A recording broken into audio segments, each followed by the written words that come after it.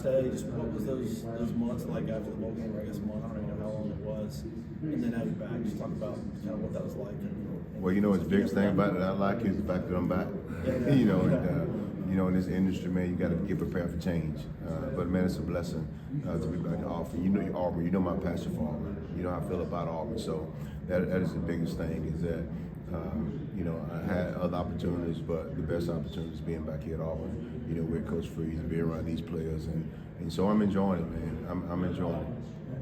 Your experiences with Coach Kelly and your thoughts of working with him? Well, you know, I've never had a chance to work with Coach Kelly, but you know, in this industry, man, you always hear guys, and I've always heard great things about Coach Kelly, and I'm just glad we finally have an opportunity to work together. And the more we talk, the more we know a lot of people in common. And so, man, it's been great. It's been great. I think we're going to be a perfect match, you know, because he's like that all the time. Sometimes I get a little bit high, you know, but I'm definitely looking forward to working with him. And I just want to say I was going to operate with them bullets start flying. But it's one of those guys in the industry, Coach Kelly, that you heard a lot about, and have a chance to work with him. And I'm just eager to learn some things from him. You know, people always say, well, you know, Crying, you've been coaching a long time, but you can always learn. And so, you know, I always use the word take and steal from everybody. So I can't wait to steal some of his knowledge, you know, to make myself a better coach.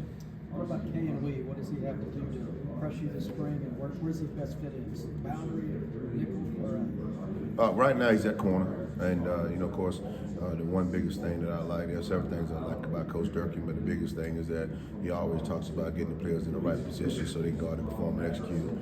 But right now, Kaylin Locke is at corner. We're not going to play field and bounds. We'll play right, you know, right and left, because the game is so fast now that you go field and bounds, they're going to be running more to the position they will during the course of the play. And but he's trending in the right direction. I would say he's kind of picked off from where he was last year. He's already shown some ball production. He's understanding the scheme a lot more. He's still that young man that comes up in the office and studies his craft. He's one of those players that I know I can't go home at night without cutting his tape up. You know, I was sitting in the office last night talking to Rohan Gaines, who joined us back in the secondary, and I said, well, you know, there's two people going to call us about videotape, so we can't go home until we cut it up. That's going to be Coach Hood and Ken Lee. And I'm 2 seconds later, Ken Lee called, hey, Coach, is my tape done yet? So you love that about a player. And I'm looking forward to watch his knowledge continue to grow, because he's pouring a lot in that cup. What are your impressions of Antonio Kite so far? I mean, he's long, can run. He's got a really, really good skill set. You know, he brings some experience in. I mean, I like the tools that you have. We just got to keep him trending in the right direction. The thing you have to remember, you know, as a coach, when you have a guy that change locations, I'm gonna call it change jobs. Man, the whole world's turned upside down. They're sleeping in a different place. They eat different food. They're around different people. But he's shown a lot of bright spots, you know, with his skill set and talent. Very, very knowledgeable. He's a little smarter than advertised. So I'm excited to see him put it all together and take off. But I'm certain he'll be able to help us and give us a shot in the arm this year. Champs one of those guys that had to hit the ground running last year. Champ Anthony. Those guys that had to hit the ground running last year, joined the team, kind of late in the game, played a lot. What are you seeing of him this offseason? What do you think he could do in his second year? Well, I'll tell you, that's another guy that's trending as a leader. You know, and he's one of those guys that, you know, he's going to try and do 99% of the things the right way.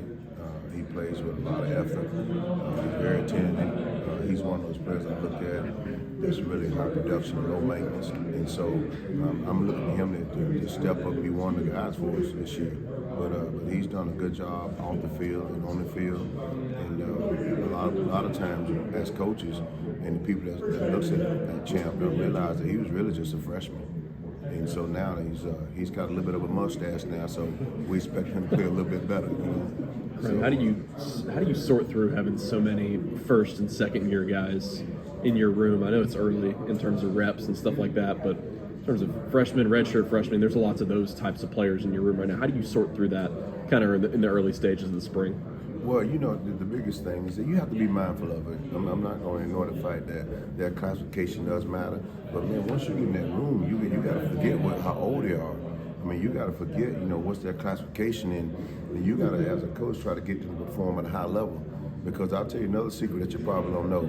when that ball kick off in that stadium, nobody's going to ask what his classification is. You know, they're going to ask how well he's playing. So you're mindful of that as you're coaching him. And you're mindful of that as you ask him to do certain things. But overall, you got to get the player ready to play and not look at his classification.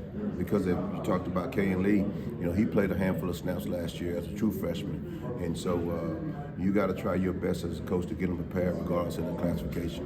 When we were talking to Kayan the other day, he said Colton Hood probably had more interceptions in practice than anybody last season. What did you see out of his development over the course of last year and the kind of role he could play for you guys this year?